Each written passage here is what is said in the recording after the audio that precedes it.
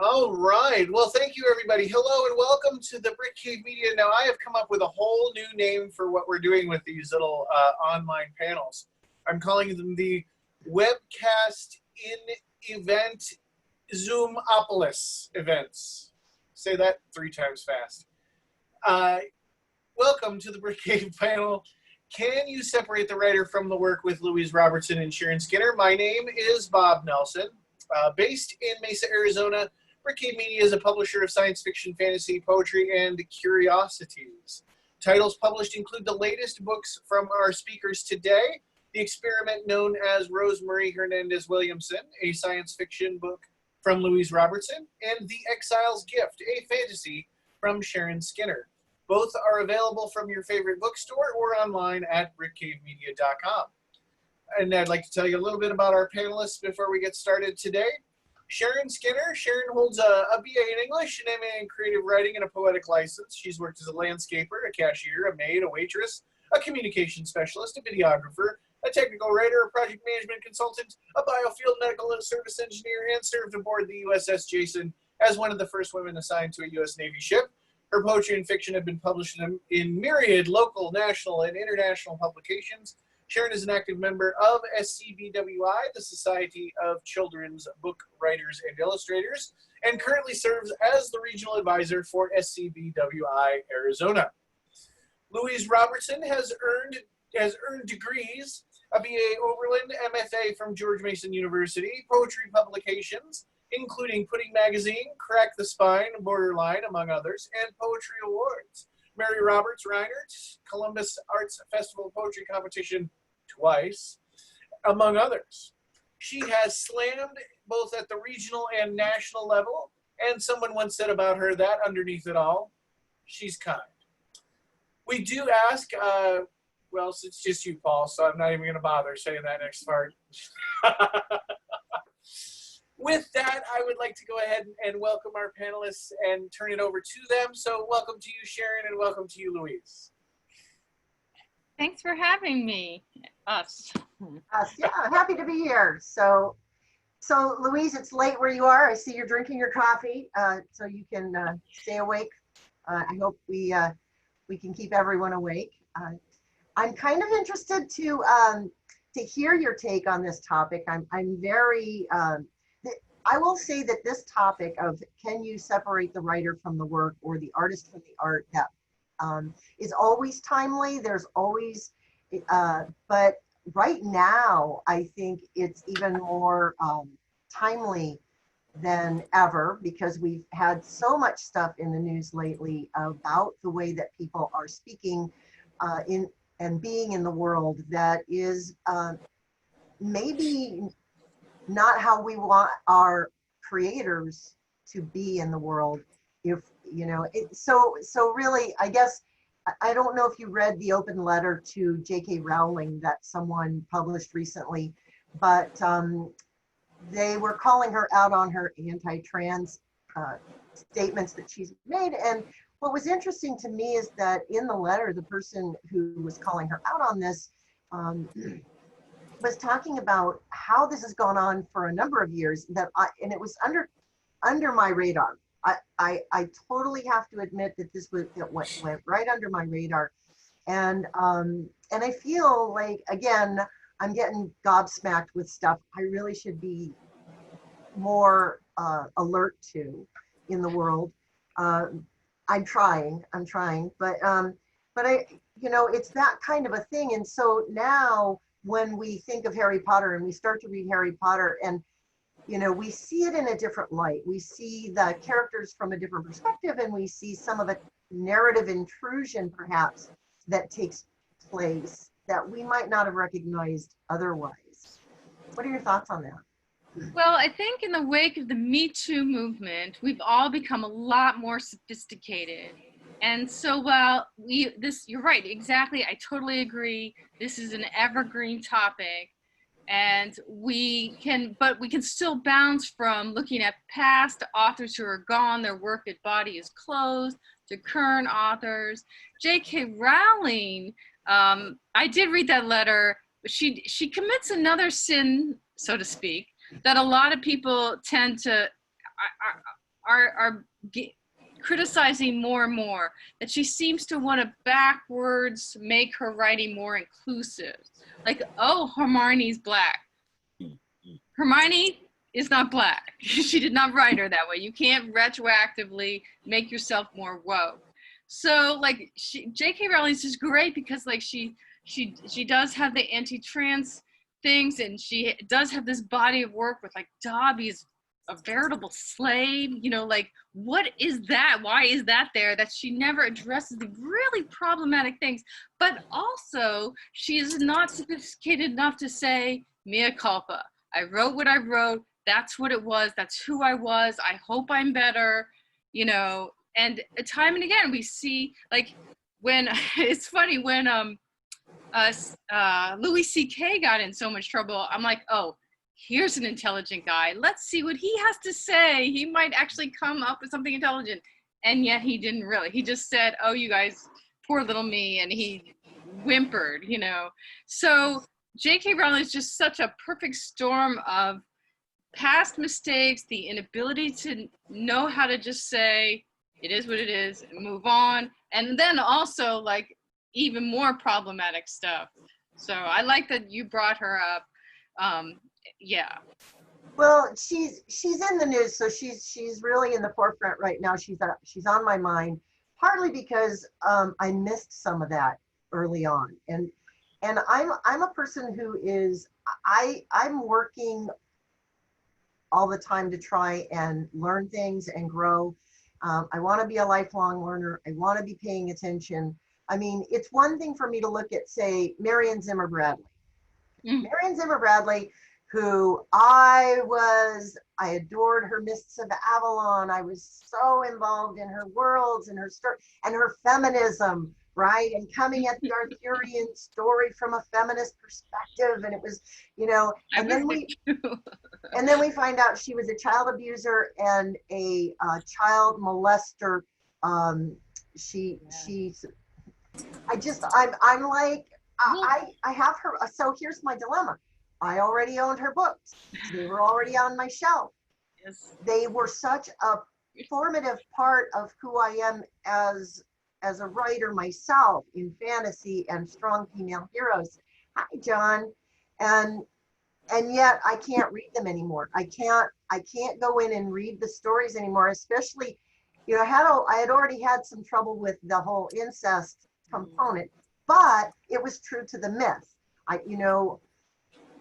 And yet now I find it really, really difficult to even consider cracking the spine of that book again. You bring up a really good point, because you have texts that are problematic and lives that are problematic. You know, like you can, like, the person I have the most trouble with right now is Hyland. Like, I've read it all. He changed my life with Friday because it was a female character. You didn't see too many of those. I'm like, oh my God, it's a female character. Oh my God, I feel so validated. Tried to go read it. It's so, like, I tried Stranger in Strangeland again. Could not do it. It was so sexist. But that's the work, and we can take the work.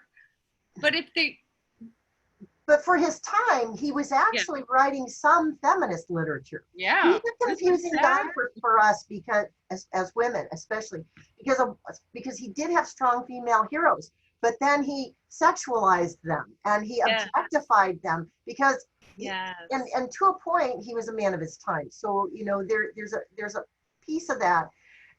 But there was also the incest component in a couple of his books that was problematic. The time travel one, where the 11-year-old girl ends up marrying the 30-year-old guy after she comes of age because they felt right. So there are some problems, but again, you know, he also was a liberal when he started writing. He was very liberal. He moved to conservatism, but he started writing as a liberal, and so a lot of his ideas were liberal ideas that we embraced, and especially for our time and our age. I was a teenager when I started reading Heinlein, so you know, for the time and who we were and who, you know,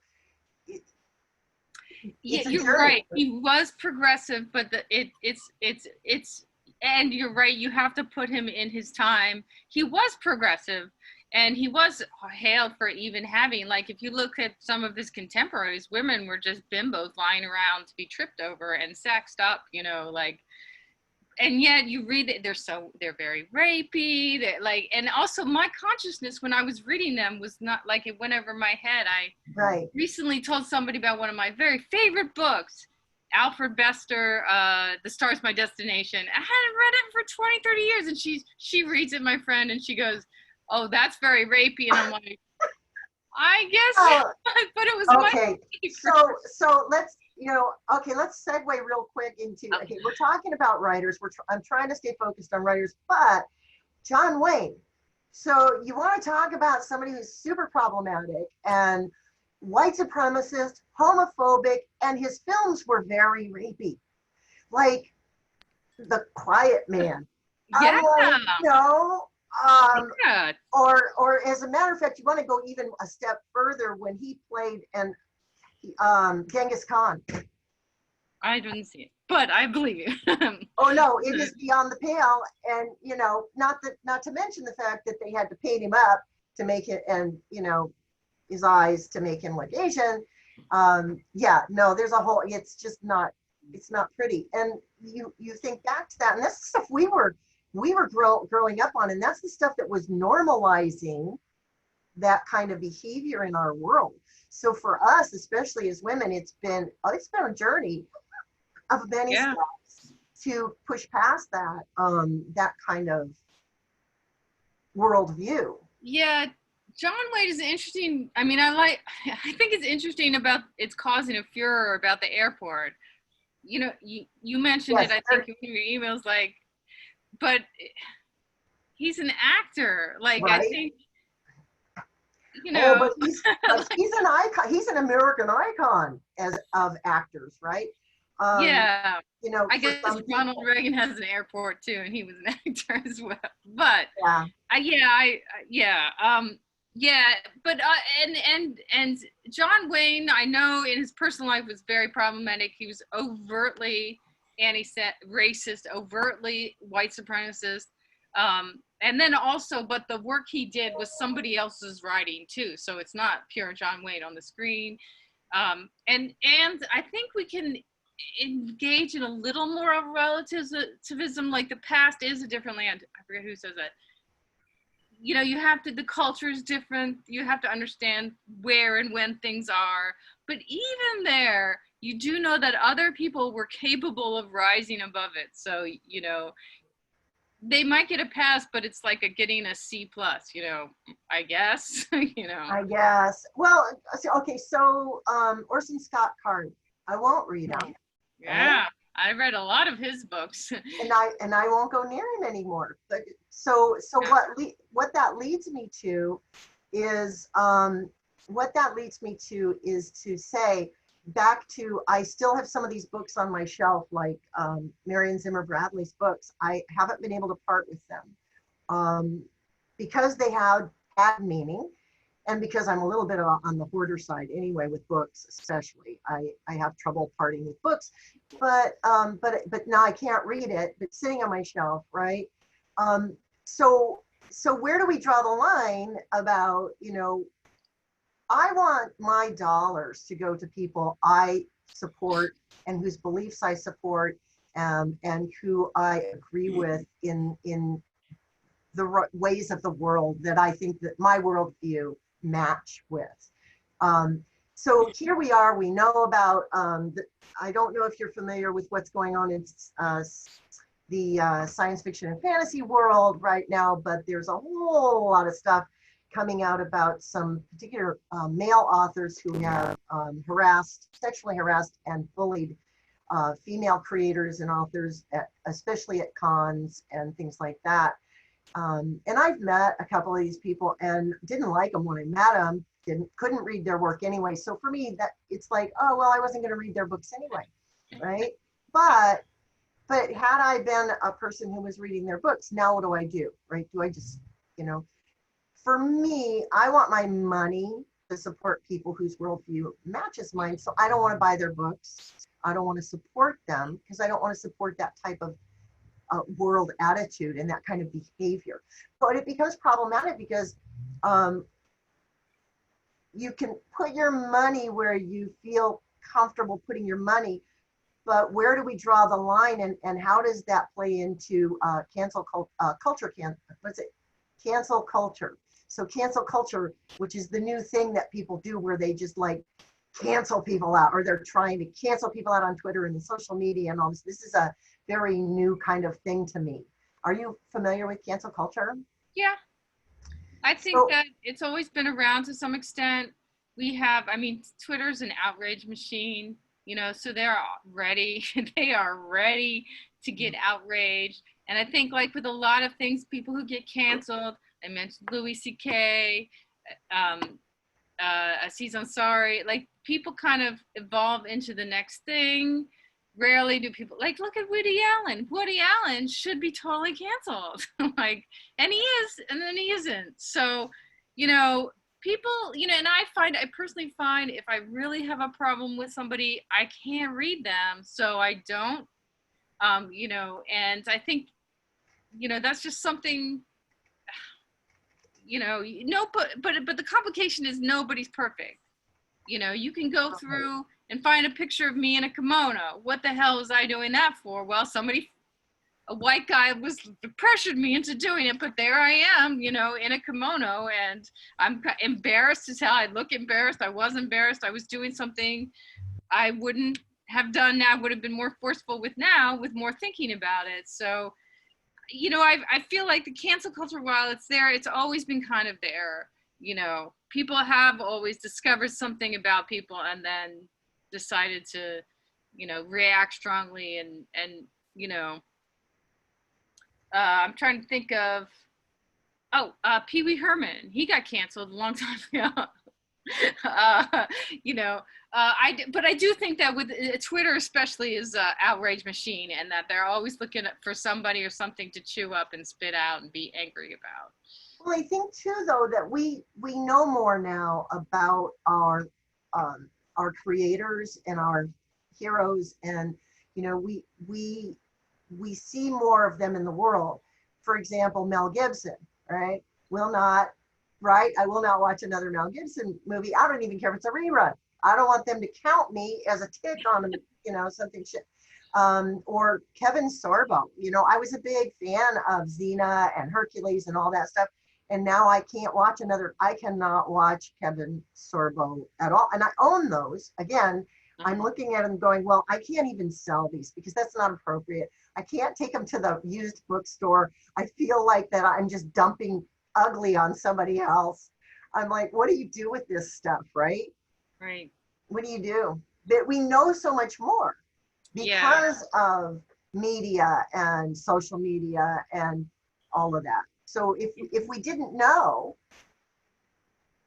because you don't know what you don't know, right? Yeah, it would be out there anyway. You know, Walt Disney and his anti-Semitism totally influenced massive portions of the American culture. He's a bad example because he lived in a time where there were a lot of anti-Semites, and it wasn't like he was closeted or secret, and it influenced anything. I think that I agree with you. You don't want to sell something because then it pushes the information out there. You don't want to destroy because it just seems a little wrong to destroy. I do have my offending books. I keep them. They're good as references when I need to look up and say, look at this scene. There it is. That's where it happens. Well, they're good mentor texts for what not to do. As I tell my workshop students, there are mentor texts that you use to influence how you write, and there are mentor texts that you use to influence how you don't write. Yeah, and there's a scene in a Game of Thrones book that is so horrendously badly written that it's my lovely example. I love having this example of how not to write women. You know, like it's in one of the first books. The mother walks across a courtyard, and I believe the text, to paraphrase, says something from her point of view. She's thinking that she's carrying her breasts across the courtyard, and it's like, that's so really? Really, that's what you think yeah, was that going is through her head? so, Like, like yeah. what? In a basket. Well, that goes back to something that Linda Sue Park talks about. I don't know if you're familiar with Linda Sue Park. She's very well known in the kidlit arena. She wrote Long Walk to Water, which is a fabulous nonfiction book, but it's kind of storyized about two rival tribes in Africa, in a part of Africa, and their struggle to get water to the village. It's a beautiful book. I highly recommend it. But Linda Sue Park talks about writing outside your lane, right? And she has this wonderful way of describing it. And I think, I don't think it was Jason Reynolds, it was Kwame who said, talks about your kitchen table, right? And you picture the people around your kitchen table. And the way that Linda Sue Park kind of pulled that kitchen table analogy up forward and talks about it for writing is she says that if you are sitting around the kitchen table and having a meal with certain individuals, those are the individuals that you can feel free to write about, you can feel free to include in your book, you can feel comfortable that you are writing from inside your lane. Those are the people that you know well enough and intimately enough to write those stories. If you have someone whose kitchen table you've sat at or who's sat at your kitchen table, you know enough about them to maybe know enough to include them as a character, but not as a primary or secondary character in your book. And you still need to do your homework on understanding their culture and understanding who they are as a person to be included. And then if there are people that are not seated at your table and you haven't ever sat at their kitchen table and had a meal with them, maybe not. Maybe you should think about not writing or trying to write them into your story or writing their story. So that goes back to the whole, what do you writing a very bad woman from a men's perspective. If you're writing that far outside your lane that you can't even get that right, yeah, that's problematic. He's not a woman at his table. I think he just like it just was a bridge too far for him. A lot of men have trouble. I don't really understand why they think they have to write us so differently than themselves, but we're not cultural imposition. We're strange creatures. Yeah, mysterious and unknowable. Yeah. Yeah, that's a good analogy. And I also think that, like, if you, as a writer, I'm a white writer, and if I want to support, I can have Black characters. There's plenty of Black people have been at my table. I can, lots of diversity in my friends. I have a lot of affection for them and cultures that they have. But it's also true that if I want to support, and I can always amplify the voices of someone else. I mean, like, I don't always have to only support by writing the character. So that is another way that sometimes writers don't realize. Sometimes you throw the ball to somebody else and let them run with it. And that. I'm so glad you said that, because that's one of the things that Linda Sue talks about. If it's somebody who's not at your table and you haven't been at their table, maybe, just maybe, you throw the ball to somebody else and say, this is not my story to write, but I have this, story that I think should be in the world. So, and I believe that it was Kwame Alexander who came up with the kitchen table analogy to begin with, and it was Linda Sue Park who I saw talk more deeply about it. Thank you. It took me a second to get the names, but. Yeah. But also, I know that in my book, I had it forward about 100 years, and I had assumed that the cultures had blended a little. So I put in people I knew and were friends with. They weren't in the book, but characters, similar backgrounds were in the book. Some of them were modeled after people I knew, or so I did. But I was trying to put like a non all white cast in there. And right. So even the main character is half Puerto Rican, but she's sort of the second generation. And I know a lot of second generation immigrants, like they're not immigrants, but you know, their grandparents, and I talked to some of them just to see how they feel about things. So, you know, but I also kind of wanted to magically make Puerto Rico a state, and you know, like I don't know, Well, I just don't yeah. like Puerto Rico. So that was there, you know. Well, that goes back to that. If you've had them at your table, yes, but maybe you need to dig deeper and do more research. And it sounds like you have. It sounds like when you went to include people of that culture, that you dug deeper, and that's really, I think, kind of the gist of that whole table, kitchen table. Well, I had the out of having the culture of the spaceship. That was the main culture for her. So, you know, yeah, I could, and that's one of the struggles that second generation Americans sometimes talk about, is having that disconnect from their grandparents' culture. And so actually I wrote that into the book a bit. Yeah. Yeah. So metaphorically on the spaceship, but it wasn't really about that. But that was kind of what was behind that. Yeah.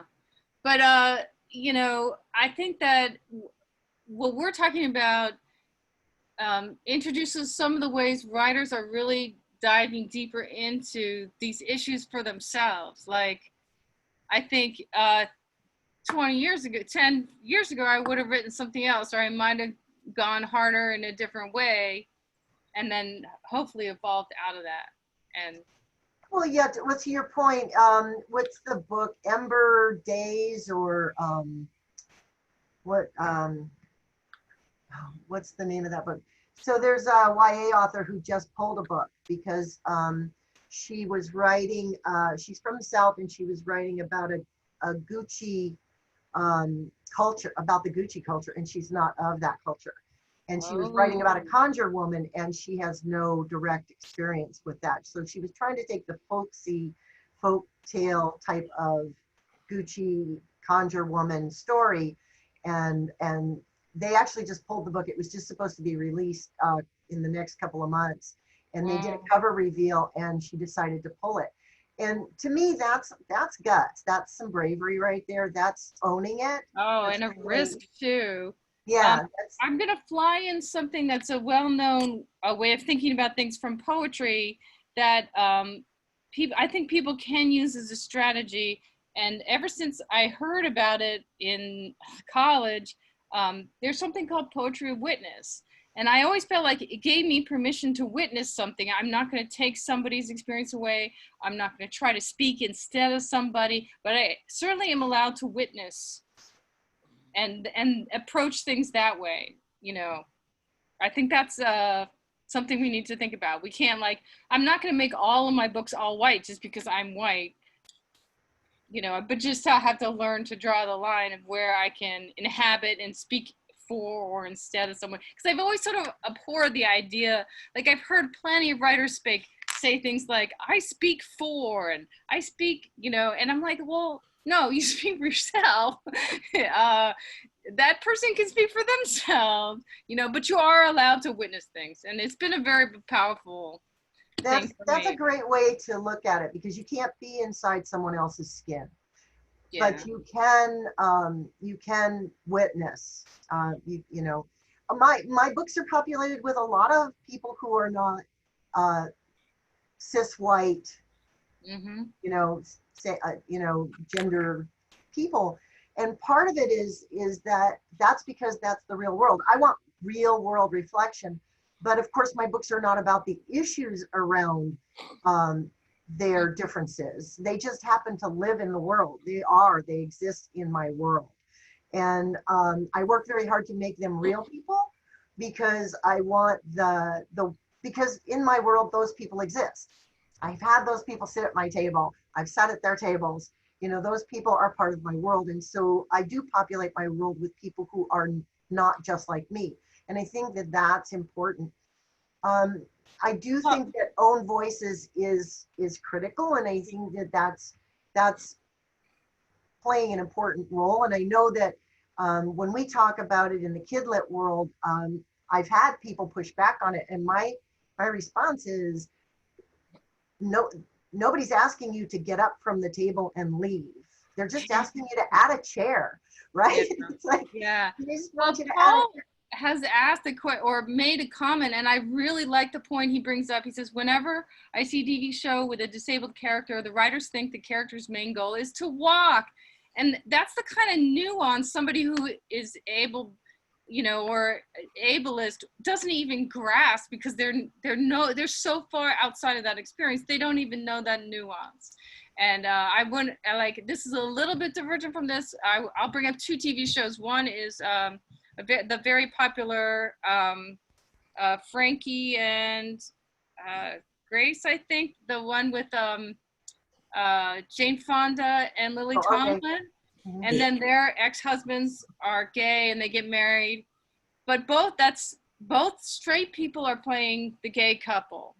And you just feel it's a little shallow, it's a little one-dimensional. There's something about the relationship. And then I'm going to compare it to a British comedy called Vicious, that is hilarious. And it has a gay couple, and it's played by the guy who was Magneto. I'm trying to remember, it's just a romp, as it were. But there's so much nuance in the characters because it's authentically portrayed and authentically written. And like the more feminine character, at one point they're planning a wedding and he goes, "I am a man," and it's like, that's the kind of nuance a straight writer wouldn't understand, how to insist on the gender from inside a contract they're unfamiliar with. Yeah. And Paul adds all other aspects are glossed over, right? Because when you're ableist, you're sort of mono focused on like the one thing, that's all they see. So that's a really good point, Paul. Yeah, I think.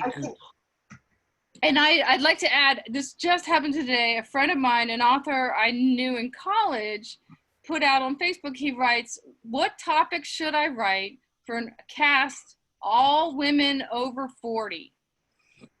And I want to say, Peter, I did say, get a partner who's a woman over 40. Like, how are you doing? Like, all these beautiful friends of his, women over 40 and 50, gave him all this wonderful advice. It's like, all the advice wasn't the same, but each was authentically nuanced. I'm like, you can pick any of these wonderful women who are trying to help you, because any of these perspectives is going to be more than yours." I don't know.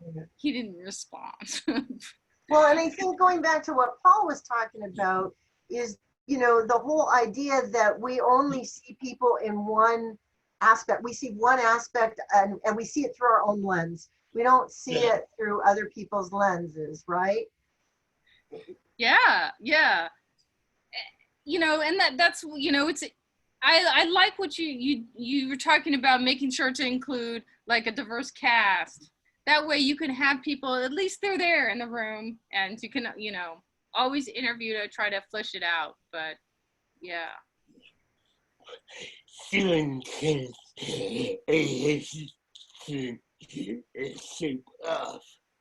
Sometimes he has to turn a show off.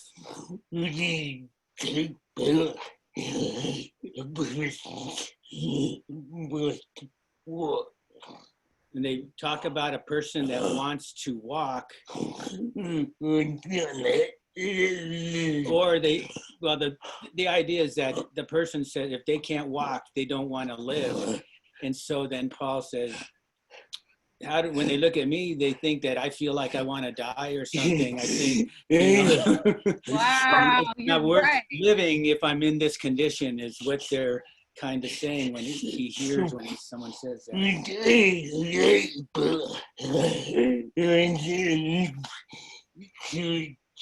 When he writes about a new character, he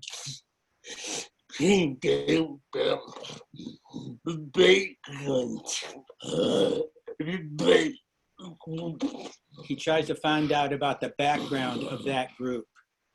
That's a really good point too, because Paul, you lead a hugely full life. I mean, you've got multiple degrees, and you're working on your second book. I mean, you're leading an extremely full life. You're not letting this, hold you back. And the idea that, oh, just because you are differently abled or have some sort of a disability that you wouldn't want to live is, I think it's offensive, right? Yeah, it is. It's like carrying my breasts across the room, offensive, right? Thank you. Thank you. Well, thank you. Thank you. That's a good point. Yeah, I think we've kind of gotten off topic from where right. we started a little bit. Thank you. But this has been a great discussion. I really, I know we were trying to, so really to kind of push us back on topic, it comes back to, can you separate the writer from their work, but also if as a writer, we need to be authentic, right? We need to make sure that what we're doing, not only in our work, but in the world is authentic, right? I try to be a really good human being. I try to be authentic in the world. I know that my beliefs probably don't line up with just everybody's. I'm sure they don't. I have some, pretty liberal ideas about stuff, but I also think that my work reflects that, and it reflects my worldview. And I think that that's really important. Yeah, I also think, like with the authors that I read, it's okay to let them evolve into another kind of person. I understand that people make mistakes. Sometimes you can't get past it. Like, I cannot read certain authors anymore. Like you were saying, you can't, like, everybody has their line, but it is okay. To me, it's important when people can grow. And yes, if you own your stuff, if you will, if you can own it and learn from it and grow, I grant a huge level of respect to that. That one of these names that's being put out in the science fiction and fantasy community as one of these authors who's being called out for their behavior against women at cons and things like that, has actually apologized very sincerely. Now, do I know him? No. Do I know if his behavior has changed? No. But, that goes back to that whole thing that I was asking about cancel culture, because I was watching a podcast or a vidcast called Breakfast Club, and there was a gentleman on there, I think his name was Michael Eric Dyson, and he was talking about you can't cancel people. People cannot be canceled. Cancel culture doesn't really exist. You can't technically cancel anybody. You can ignore them. You personally cannot support them in their efforts, but you as a person, you can't cancel them. People are not cancelable. And I found that to be really kind of mind-blowing for me. Yeah, but true. People can lose their jobs. That people can and have lost jobs. And I'm thinking of blanking on his name, but he's a writer. I'll segue to a different point. Kurt Vonnegut, fantastic writer, one of my faves, big influence on my life. I was reading his personal essays, and I'm like, hold on, you have a real problem with mothers and women. And I'm like, but it's not really, he transcends it in his work. Like I don't remember, maybe I'm wrong, but he doesn't have a problematic women in his work all the time. I don't know, you can correct me if I'm wrong, but I guess I kind of handed to Vonnegut that he had these issues. I don't know.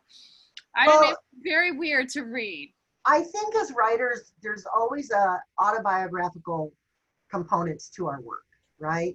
And I write, after about the third or fourth book, I looked down and I went, oh, I write about mother-daughter issues. I wonder why, not that I have anything to work out, right?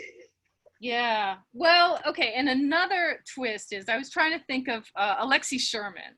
Well known. He wrote his best known book is The Absolute True Diary of a Part-Time Indian, right? Right. wonderful to have. He's a great writer, wonderful to be able to, like, just one more wonderful star in the galaxy of many wonderful writers. I read his most recent memoir essay book, and he went in really hard on being an ally, into the paint, very deep, up to his neck, whatever metaphor you want to use. He was there. He had all these solemn things to say about rape and men abusing women, the whole book. And then it comes out. Do you know where this is going? It's like, okay, I see what you've done, and you made the same moves a lot of men have done. Position of power, you try to use it to get sex, you try to use it to get people, but you just spent a whole book pretending to be an ally. You know, Aziz Ansari kind of did that too, but not so deep in either direction. He had this whole, his show he was like very ally, and then it comes out, hey, he's a complete dickwad. Excuse me. He is, I don't know how much you're going to edit this. So not a child's program now. Yeah, he had a problematic date. Let's just say that. Yeah. So really for me, it does impact. For me, it's hard to separate. I mean, I guess the bottom line for me is that it's hard to separate once you know things about a person. It's hard to separate them from the art, right? It sounds like you allow for a little moral relativism. Right, and especially if you start to read deeper, and because of the stuff, and you don't even have to read deeper. Some of that stuff just jumps off the page and slaps you in the face that you probably didn't see before. Now it's like in your face. How did I not see this? But it's those nuances. Yeah. And it goes back to how we view art and how we read and how we come to story.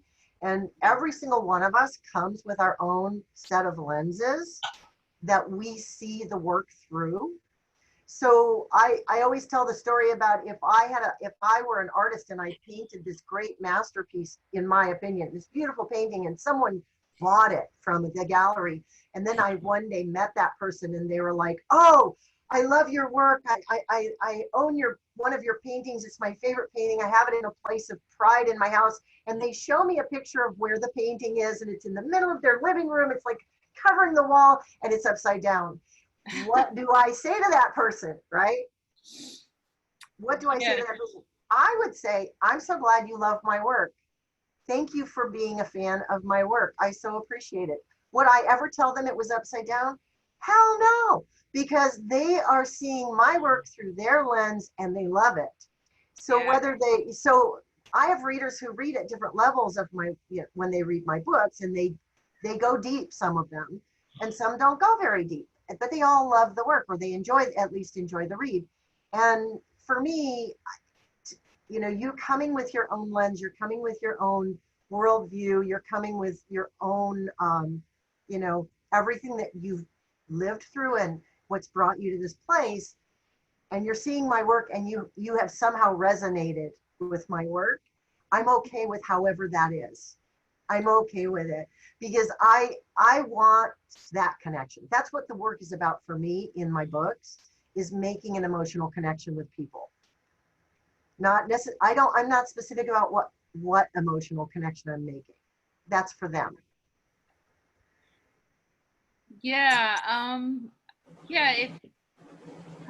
I think my motivation is to build a world, and that's, maybe I haven't thought about it as much as you have, but ideally I want to build a world and live in it, and make interesting things happen. The novel doesn't really have a villain, but the next one kind of does, but they all mostly have cold heart. Whatever world building happens, that's one of the most interesting. Like, I did the short story for the anthology, and that was like a pure world building exercise, and I loved it. So that's a huge motivation to me. really love to create worlds and make them cool and live in them. And then you invite people to live in them with me too. Yeah. And I know that a lot of people, there's a couple of professors who teach my poetry, and I occasionally know what the students have written about my work, and sometimes I'm like, all right, okay. Well, But yeah. I'm glad you're there. That's like the critics who said that Robert Frost's poem "Stopping by Woods on a Snowy Evening" was about death, and he kept saying no, it's not. It's about stopping by. But what you're woods on a saying is snowy people evening. get what they get out of it, and if you have a rich tapestry, I mean, I hate to make this analogy, but SpongeBob SquarePants, you can watch it as a child because it's pretty colors. You can be a little bit older and snarky, and then you can be an adult there identifying with Squidward the whole time, sarcastic. Like, this isn't my idea. I'm totally ripping somebody off. I can't remember who though. But Fabulous, though. it's art. Like, people get what they get, and then you set it free in the world, and it has to be free. So. Yeah. Oh, but I did want to swing in another issue that you touched on when we were talking about past authors and being used to a certain world. I recently, I've read and reread a couple of the books out of a series, the Murderbot series by Martha Wells, and she's insisted on having gender parity. Like, the number of men and women are both matches the real world. And it's almost mind-blowing because I'm like, why are there so many women in this book? No. It's just I'm used to reading books where it's mostly 80% men. And I've gone around, I have this term dudeland. Sorry if I'm overemphasizing one lens right now, but like dudeland is a show or something where it's like, it's all dudes, it's too many dudes, and it's not like the military or something where it probably should be dudeland, but sometimes it's just like, what? And I even bring this lens sometimes to old TV shows, and some of them have gender parity and some of them don't. It's interesting to see. But Martha Wells does a great job. That's Very a good human point. people. It's a really good point, because we want our worlds to seem real, right? Yeah. I do. When I'm world building, I want people to get immersed and think they're there. I mean, I want it to be realistic enough that it's believable, right? Yeah. Okay. Yeah, and so it's but we're also fighting the cultural expectations of our audience too. Yeah. All right. Any questions? I'm gonna start to dial us back in a little bit. Paul, are you working on a question? Were you gonna type in a question? Because I was gonna give you a chance. Nope, you're good. Okay. So let me give you guys a minute to kind of close up a little bit, and that way just say thank you for being here. So if you guys, Sharon. Well, thank you, Louise, for staying up late with us and joining us all the way from the other side of the country. And thank you, Paul, for hanging with us the whole time and sharing your perspective, because that's valuable. And thank you, Bob, for making this all happen. In closing, I guess my takeaway from this is that once I know what I know, I can't unknow it, and I come to the work differently. And so, depending on how egregious I believe the boundary of the overreach or the inappropriate behavior or the statements in the world are, or the person's worldview butts up against mine, I guess that the more egregious I feel it is, the more I'm going to see it in the work and relate it to the work and have trouble with the work. So I don't know that I can separate the artist from the art, the writer from the work. I have a similar takeaway. At a certain point, I can't help but have trouble reading any or viewing any kind of artistic endeavor if I know that they behaved in a despicable way, although I'm willing to engage in some moral relativism with past lives, and I'm willing to forgive as people do things wrong and are honest with themselves and the world. So I'm open to all that stuff. I'm also completely willing to learn from the sons of guns. Like I'm willing to learn from the way that there are geniuses in every population, and I'm willing to learn from the geniuses in another population, like all the white cisgendered straight men out there. I will learn and then go on and do my own thing.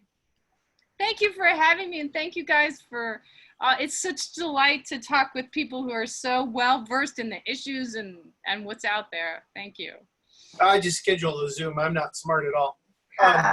This has been great. Because Louise, you and I both. haven't been able to talk since the last time you were out for a book festival. So, Oh, yeah.